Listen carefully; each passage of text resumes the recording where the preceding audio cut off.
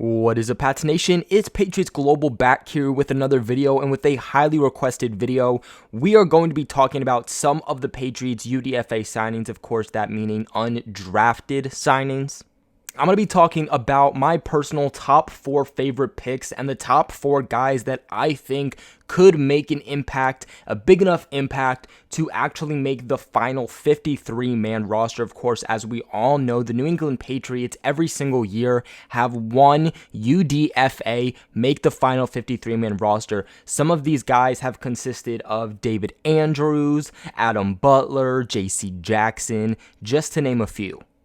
The Patriots actually have done something a little bit different this offseason because of the tight money issues they have.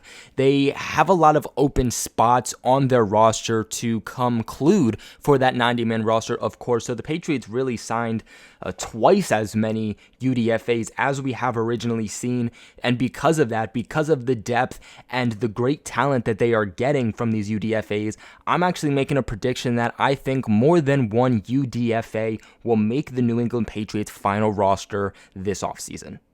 Just a little disclaimer, I have gotten at least one person that has told me to check out every single UDFA, so I know that there's at least one person out there that likes at least each and every single one of the UDFAs that the Patriots have signed. So obviously with me only having 4, there's going to be a good amount of players that aren't in here that I'm sure a lot of you wish would be on here. But basically how I came down with this list is I looked into each of the players, I looked into their talent, and then I also looked how that could go against what the Patriots already have, what the Patriots have at depth at that position, and how easy or hard it's going to be for that player to compete and actually make the final roster. Now, my first one here is going to be wide receiver Will Hastings out of Auburn. Love this guy. He's definitely one of my favorites, if not my favorite UDFA signing, and I am hardcore rooting for this guy. And I think that he has a bigger chance of making this roster or at least staying around the New England Patriots because he has experience with Jarrett Stidham at quarterback. Hastings is a very small guy. He sits in that 5-foot range, 175 pounds, sits in that slot section. So if we're going to compare him to some of the guys we've seen in the past from the New England Patriots, we're talking about that Braxton Berrios, Julian Edelman, Wes Welker type of guy. Hastings was a guy that returned back to the field in 2019 after he had to sit out all of 2018 because of a knee injury. Now, like I said, mainly played in the slot. There were times he played on the outskirts of the field, but when you're looking at his cup of tea, it's going to be in the slot. Now, he caught 19 passes for 222 yards and a touchdown. And then back in 2017 with Jarrett Stidham at quarterback, he had 26 catches for 525 yards and 4 touchdowns. When Hastings was signed by the Patriots, concluding the 2020 NFL Draft and becoming one of their first, if not their first, UDFA signing, Jarrett Stidham was super hyped. He was super hyped to have him back, and I think that Stidham is going to do everything he can to get Will Hastings up to par. The great thing about Hastings that all these other receivers essentially don't have, especially the ones coming in as UDFAs, free agents, the draft, whatever it may be, they don't have that connection that Hastings and Stidham have, especially because they have had years to build it in Auburn. Every quarterback has their safety blanket. That could be a running back, that could be a wide receiver, that could be a tight end. Tom Brady had many, but the most recent one, of course, was Julian Edelman. I think the one that's going to be his upcoming season go-to guy is going to be Rob Gronkowski, the guy that when they're in trouble, they're under pressure, they don't necessarily know what to do, they go to their guy that is their safety blanket and they can trust. And I think that that could truly become Will Hastings for the Patriots. Let's also remember that the Patriots are going to have to look for a new slot receiver at some point. Julian Edelman is great. Julian Edelman is a fan favorite, essentially the face of the franchise for the New England Patriots, but he's getting older. We only know how much more time he has in the NFL. The New England Patriots at some point are going to have to look post the Julian Edelman era. Now, next up is going to be a guy that you all have talked about very, very, very much. This guy has been on my radar the second that the Patriots actually picked him up as a UDFA. That's running back J.J. Taylor out of Arizona. This is a very, and I mean very, interesting prospect. There is no doubt in anybody's mind that he is not up to par with the classic version or the average version of the size that a running back or any NFL player should bring to the NFL. Guy sits at about 5'5", 185 pounds. He could be a Swiss Army knife for the Patriots for the lone fact that defenders will probably have a hard time seeing him, which will lead to them not knowing where he is in order to tackle him. Honestly, though, this was a great pickup by the New England Patriots. I'm glad that they didn't draft him. The Patriots should not have drafted a quarterback, but bringing in a UDFA does not hurt them at all.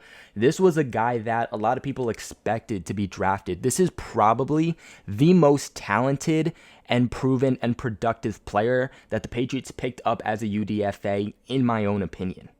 Like, this is a guy that should have been drafted by a team. Despite being as small as he is, and let's remember that the New England Patriots really don't care about that. James White, very small guy, also isn't 5'5", but he is very small. But J.J. Taylor, he's a very quick running back, okay? There's not a lot on him, which essentially helps him be quicker. Very nifty footwork, and I think that essentially that is a lot adding to the type of the running back that the New England Patriots like. Great footwork, very shifty, very quick. It just sounds like your classic Bill Belichick New England Patriots running back. Now, he was a part of a very nice running back committee in Arizona, so it's not like he was a starting running back, but he still did register 148 carries for 721 yards and 5 touchdowns in 2019. That's actually a bit of a regression compared to what he had in 2018, in which he had 255 carries for 1,434 yards. I think that what he was doing in Arizona, how he was utilized, and what he's kind of used to could translate really well here to New England. He knows that he's not going to be a starting running back whatsoever. He was a part of a committee in Arizona. That is the exact same thing the New England Patriots do here. And despite being a part of a committee, he still had in 2019 148 carries, still was able to compile 721 yards and 5 touchdowns. And then the year before that in 2018, still being able to have 255 carries for over 1,000 yards. Especially behind a good offensive line like the Patriots do, even in the preseason, because this is something I've been saying, the Patriots have great depth. They've really built great depth at their offensive line. So even when we see him play in the preseason, as long as there's a preseason, of course, he should have a very good offensive line to back him up. And I think it will showcase his skills very, very well. The rough part here, though, is the fact that the New England Patriots have probably the most stacked running back core, or at least one of the most stacked running back cores in all of the NFL. When you look at what they have on their team and kind of just what is most stacked positional-wise, it's going to be running back. You have Sony Michel, you still have Rex Burkhead, you have James White, you have Brandon Bolden, and of course, you also have Damian Harris, which he had a whole redshirt year last year on a rookie deal. We're all expecting him to actually play this upcoming season. The Patriots carrying 5 running backs this past season was super hard, especially for all of them to get production. Not all those guys were able to. To bring on 6 would essentially be impossible. So any way for J.J. Taylor to join the New England Patriots team as the 53-man roster, one of those guys is going to have to go. I've seen some people saying he could take over Rex Burkhead's role. I've seen some people saying that he could take over Brandon Bolden's role. The only problem here, though, is look, let's say the Patriots get rid of one of those guys and bring on J.J. Taylor. We're still going to be in that same position we were last season, where there's 5 running backs on the team. How are we going to utilize all of them? I mean, without J.J. Taylor joining the team, we're already talking about one of these potential running backs being out of the Patriots committee in order for everyone to kind of get their fair share. But look, if J.J. Taylor does something super well and he just makes his name very heard from the start of training camp to the end, he's balling out, and I'm saying complete baller in all phases of the preseason, again, as long as we have it, then it will kind of force the Patriots' hand to be like, well, how can we get a guy like this go? Because I'm telling you right now, I think that if the New England Patriots let him go, it's going to be very tough to get him back on the Patriots practice squad. So essentially, he's going to be a very interesting guy to kind of see how it pans out for him this offseason and essentially just kind of where he ends up. Now, next up here, I have defensive end Nick Coe out of Auburn, 6'4", 280 pounds, and I love this guy, and I love this move by the New England Patriots. Now, for those of you who don't know, he was actually signed right after the draft by the Buffalo Bills. They really liked him. They were super happy that they were able to get him as a UDFA. Something happened contract-wise. It fell through, and the New England Patriots made sure they jumped right on this guy before him and the Bills could talk about another contract, or even before he was able to go ahead and sign with another team, which I think just goes to show how much the New England Patriots do like him. Now, this guy does bring a great build, and I think that that is pretty obvious and pretty clear. He is coming off a 7-sack season, but the interesting thing here is the fact that he actually lost his job, or his starting job, I should say, in Auburn in his 2019 season and was suspended one game because of disciplinary issues. Honestly, the production is there. There's nothing you can say that goes against the fact that this guy can make plays. He brings a great size. He brings really great play strength. He also could be a really great and interesting prospect as a situational edge rusher at the next level for the New England Patriots. Essentially, the reason that he went undrafted is because of these issues. He has some issues with progression. How are the New England Patriots going to help him evolve, especially coming into the NFL? That has been a big question for him. But the biggest questions here are going to be his football character. People are very concerned about that. You don't necessarily want to take a chance on a guy with a draft pick that has had some issues that Coe has had. Now, of course, we're talking about the New England Patriots. This isn't uncharacteristic of them to bring in a guy with, character problems and trying to kind of switch them up and getting the best out of them. But he also has some lack of experience. Because of that, he is still raw. He has some developmental things to still go through and get a lot out of him and his play. But when you mix together the lack of experience heading into the NFL, the issues with him off the field as a football character, and his question marks at progression, that is essentially what led to him going undrafted. He's someone that could essentially help the Patriots in every phase of the game. His 7 sacks in 2018 again show the fact that he's able to get to the quarterback even as a situational guy. He also had 13.5 tackles for loss on that same season, so it just shows that he can help a lot in the run game also for a guy that is able to set the edge. Consistency is going to play a big question mark with this guy, but he's an undrafted signing essentially. You're not really giving up much of anything at this point. If you see stuff that you don't like, you're able to just cut him, and you don't have to worry about being like, well, dang, I just spent a draft pick on this guy, which is probably the best case here for the Patriots. He's at a point where if he plays very well, he's able to stay out of issues, then he very well could make the New England Patriots system, because there are still question marks up there with the Patriots defense, the defensive line, defensive end. The Patriots are 100% going to want to add as much good depth there as they possibly can. Let's remember that there are some questionable moves here by the New England Patriots still. What's going to happen with Dietrich Wise? What's going to happen with Phillip Rivers and Shalik Calhoun? Those are 3 guys that if this guy plays out could potentially be replaceable. Now, next up is going to be one of your guys' favorites and a guy that I like as a football player too, in wide receiver Jeff Thomas coming out of Miami. Another guy sitting in that 5-foot range, so pretty small, but 170 pounds.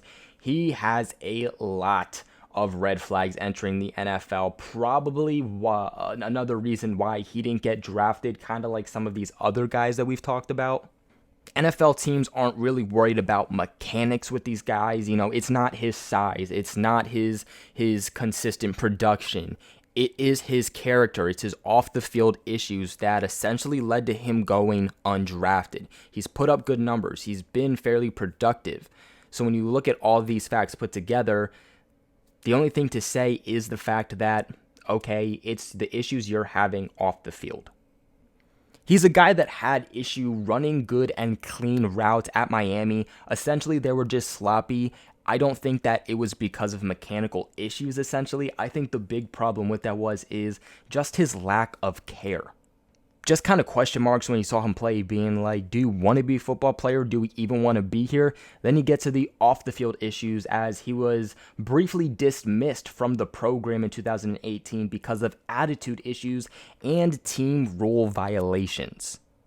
I think him coming into a strict system like the New England Patriots, they'll have him on a very short leash, and I 100% guarantee you that they will make sure that's known to him, but I think they'll also do everything they possibly can to make sure everything pans out the best way it possibly can, get him around the best teammates that they're able to. You know, we're talking about guys like Dante Hightower, we're talking about Devin McCourty, Matthew Slater, those types of leaders when they're able to, but also potentially kind of rooming him up with a guy that they know that they can trust. If somehow he is able to get past these maturity issues and just genuinely want to be here, genuinely wants to get better and just play good football, then he is going to translate very well with the Patriots into the NFL. He'll be a guy to watch 100% at the wide receiver position because of how natural he is and just the athleticism he'd bring to the Patriots. In 2019, he had 31 receptions for 379 yards with 12.2 yards per reception and 3 touchdowns. 2018, he had 35 receptions for 563 yards with 16.1 yards per reception and 3 touchdowns. And in 2017, he had 17 receptions for 374 yards with 22 yards per reception and 2 touchdowns. So essentially what we're going to get with this guy is a pretty quick guy also at that, but someone who is definitely 100% able to stretch the field, which seems to be a theme that the New England Patriots are trying to build up this offseason. But that is it for today's video. Those are my top 4 guys that the Patriots got as UDFA signings right after the draft. These are guys that, as of right now, I think have the best case at making the final roster here for the Patriots. Keep in mind that this is before any offseason programs, training camp, preseason, anything like that. So things 100% can change. But as of right now, just looking into the players, these are the guys that I think have the best shot. Now, what are your guys' thoughts on this? Let me know what you're thinking in the comment section below. Guys, remember my phone number is in the link in the description below. Please go ahead and text me with any questions you guys have. And remember, if you guys want a guaranteed 100% reply back from me, you can click the link right below my phone number to go ahead and sign up for one of my packages. If you're also a big fantasy football fan and you're looking to dominate and win and make big money in 2020 fantasy football, link below where you guys can take this learning training course to make sure you're dominating in 2020. Thank you all so much for watching this video, and I will catch you in the next one.